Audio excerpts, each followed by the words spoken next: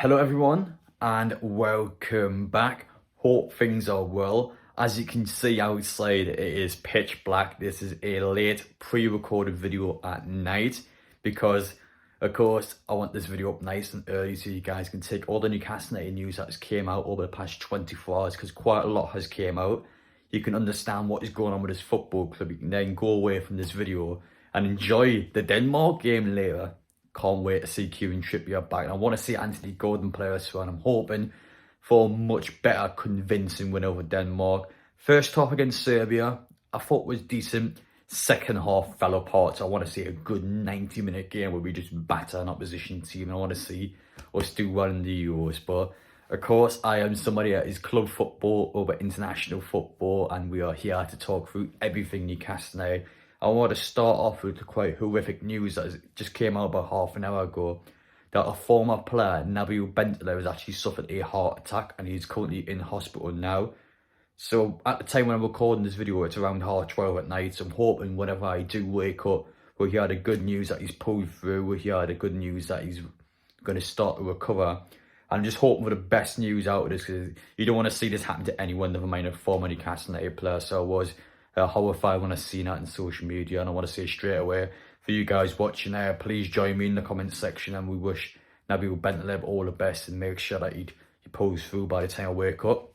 But that was the first piece of news, and wasn't expecting to see that on social media, so it was horrific when I seen it. And I'm hoping that all the best will happen to him. You make sure that we get him sorted out and he'll be better soon. But yeah, sad start of this video. But in terms of Newcastle United transfer news, there is quite a lot of that has came out. If we finally have answers to the likes of James Trafford, Olise, we know now things are getting closer to that brand new Isak contract at Newcastle to keep our best player at the football club and our most high in demand player at the football club as well. On top of that, Yankuba Minteh, £40 million in Dortmund. What the hell is going on here? So we've got all sorts to get into. And I do have a couple of announcements that I like to make first. The first one being, you already know that I'm going to be back at the fan zone again for the Denmark games. I'll be there every single England match to show you exclusive content of the best outdoor fan zone here in Newcastle. Tomorrow, I'll be going to the Hoppins. Every single year, I go to opening day for a vlog. You guys seem to enjoy it, so tomorrow is no exception. We'll be back at the Hoppins again. I'm looking forward to spending all my bloody money and getting nothing back. But in all seriousness, it's going to be a good laugh down there. I'm hoping to see some of you guys out there as well. Please do contact me if you're going down. More than welcome to get yourselves in the video just to come up and say hello. Saturday, we are back in charity matches once again, as I will be down at Hebden Town, where we are basically playing in a non-league match. So there's 2 matches on the day, £3 everyone. You are there the entire day, so you get access to 2 games. I'm going to be playing alongside a lot of non-league players. So to give you an example here, I'm going to be playing against Paul Chow. This is a guy that has scored 480 goals in his career. He's been to Wembley 3 times, won 3 times at Wembley, scored 4 goals. This guy's got nearly 500 goals. He's bloody playing against me, and I'm number 2, so I'm assuming that I'm going to be a full-back against him. So, yeah, I'm going to be playing non-league football, basically, where it's going to be high up the football pyramid. Some of these are retired players, some are still current players, and we're going to be playing basically the best non-league players the North East has to offer. And the reason why we're doing this is for the Chloe and Liam Trust, where essentially the idea of this charity is to help people out who are less fortunate, especially children, where they're able to kind of grow into the sport and just be able to be financially funded to do that. And that's the point of the charity match, to help those who unfortunately can't afford to get into the sport, and that is the point. So please do, if you can get yourselves down, get yourselves to that charity match. I'm looking forward to it. It's going to be the most competitive game I've ever played in terms of standard. It's going to be an actual good game. It's kind of a little tester as well. Can I play like 6 tier, 7 tier English football? It's going to be intriguing to see how this is going to pan out. But of course, all the money is going to charity. I'm expecting a lot of people to be in attendance for this game. So if you can get yourselves down, £3 is an absolute bloody bargain to go to Hebden Town and watch 2 games. You can't complain about that. So make sure to do so if you've got free time on Saturday. I'm looking forward to seeing all you guys there. That's about it in terms of announcements. So without further ado, let's get straight into the transfer news. Let's start off with our golden boy who has been out on loan, Yankuba Minteh. I'm going to spend the least amount of time talking about this guy because I'm aware some of our Newcastle United YouTube channels already went into detail about him. But straight away, I'm going to be honest and give you my opinion. If we get £40 million for this guy, despite the potential amazing future he could have, I would take that money straight away now. My issue with Yankuba Minteh is that we're basically basing his career off his time at Feyenoord last season, when he scored a lot of goals. Obviously, Feyenoord won the league. But if you actually speak to Dutch fans and find out a bit more about Yankuba on a week-by-week basis, he's still quite a raw player. He scores a lot of goals, but when he's actually on the ball, he still hasn't quite got it yet. Obviously, with someone of his age, expected with more experience as well, he will get better, he'll become a better player. But at this moment in time, there's just a lot of question marks around, and we don't know the future. This could be a player that could go on and be the next big thing, or he could be a player that might just, in a couple of years' time, not be up to Premier League standard. So when you have £40 million in for it straight away, I'm not going to lie, I would accept it. On the FFP, we need to sell players. This is a player that will not be at Newcastle next season regardless. If we keep him, he'll go out on loan again. He'll be somewhere else where he'll be playing matches. If Newcastle got £40 million now from the likes of Dortmund, I would honestly sell him. Worst case scenario, let's say he's classed for Dortmund. In a couple of years' time, he's one of the best players in world football. Even if Newcastle was smart, we'd be able to sell him for a fee like that. Have a sell-on clause in his contract, 30%, let's say, and let's say he moves to Real Madrid in a few years' time for £100 million or so. You get £30 million because of that sell-on clause.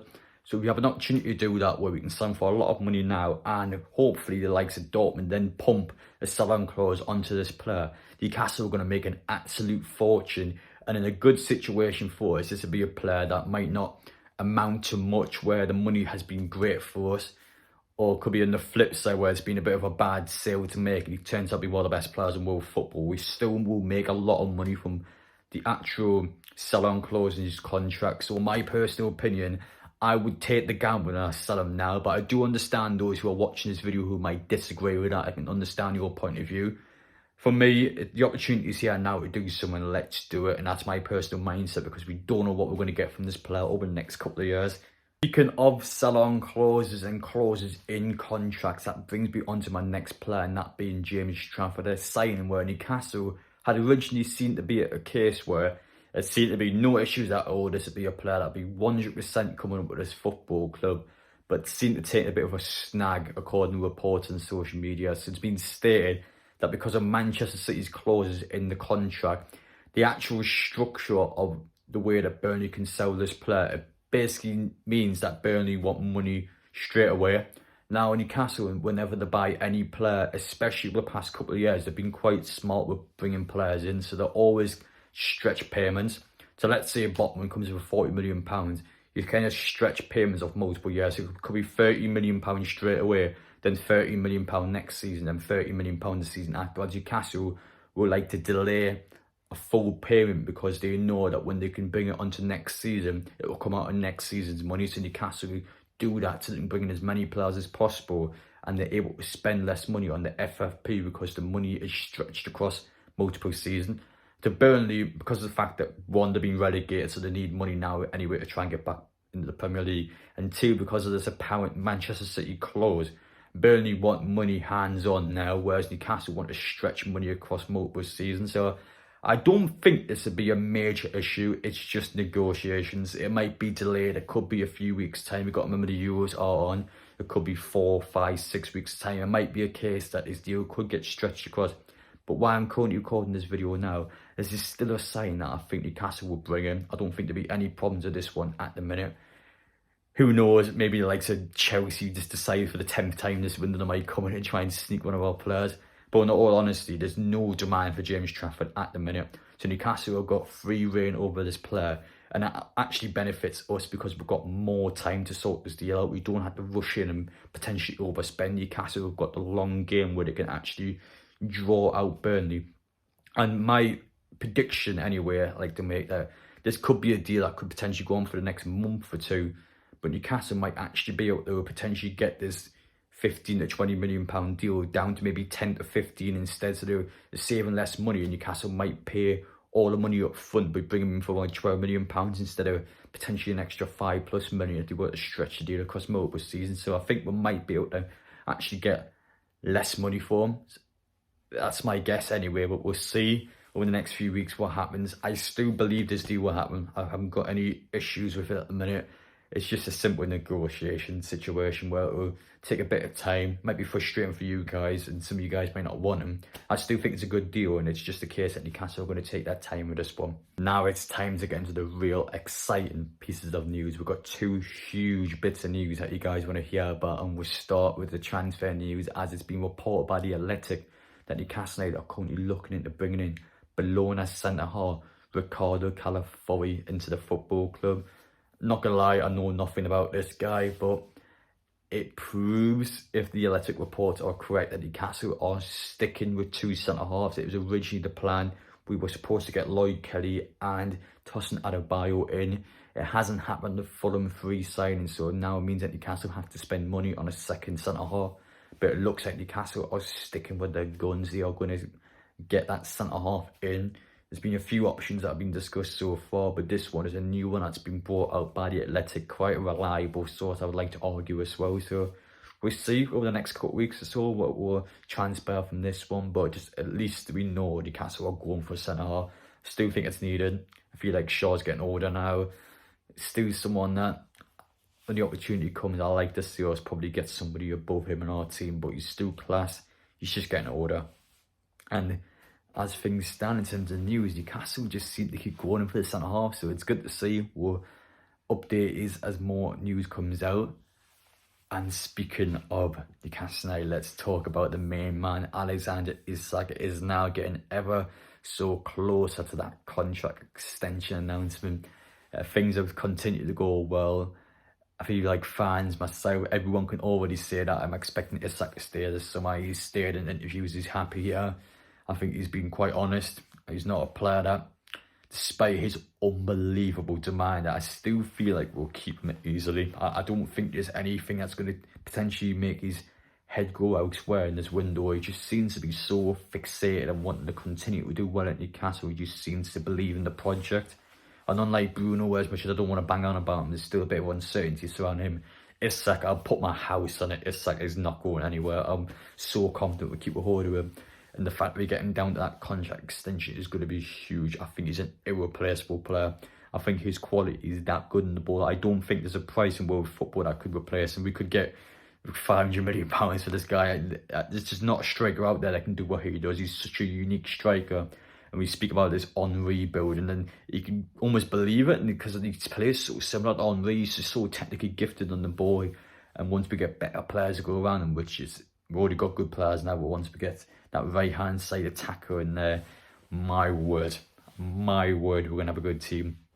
Isak's the sort of player that will win you silverware. He's up there with the best in world football, and I'm not even being biased saying that. Statistically, he is one of the best strikers in world football. He's performing in the top 5 major leagues, and statistically, with his goals that he scored, he is in red hot form, and he's only expected to get better. 21 in the league last season, 25 in all competitions. He's no joke. And unfortunately, when we talk about the front three at Newcastle, Mikel Olise, there's been a bit of news from Vittorio Romano where Newcastle are still allowed to talk to Crystal Palace. Crystal Palace are offered Olise a mega new deal, but it's in the player's hands. He has the choice now to make, and as you guys have correctly pointed out in my video, I will have to concede and admit that it is more likely for Olise to either stay at Crystal Palace or to move to Chelsea than it is to join Newcastle. He already lives in London. If he wants to move, Chelsea's a good option for him. If he wants to stay, Palace moves obviously there for him with a big contract. It would take a lot of convincing, and he hasn't really got any personal connection to Newcastle, so there's no reason why Olise will put his hand up and go, let's join Newcastle. Chelsea will likely offer him a bigger contract as well in terms of wages, so it just seems to be one, as much as I like to see it happen, I don't think it's probably going to happen now, is it? I feel like with the information coming out, it's going in a certain direction, and I don't see it steering back around. I feel like he'll either stay at Palace or you go to Chelsea. I think he'll stay in London if I had to bank money on it. As much as I like to see this one happen to Newcastle, it doesn't look like it's going to happen.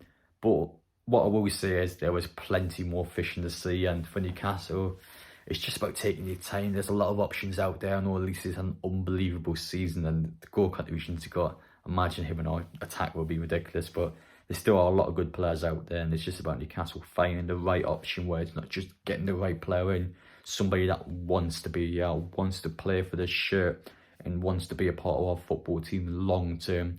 We want a long-term player that will score goals and get assists on the right-hand side, and I think we'll do it.